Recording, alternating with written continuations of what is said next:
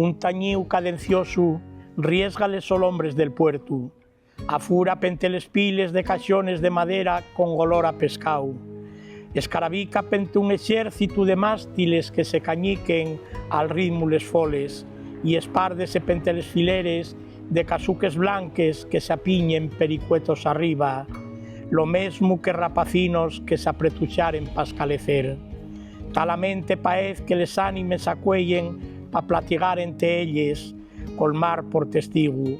pero lo más importante ye la capacidad que tien pa faceme reflexionar de coses tan fondes como el paso el tiempo, l'amor entre la xente, la vida y les sos revueltes. Nunca nun se sabe onde está la ferramienta que nos permite abrir la puerta que da pa dientro nos.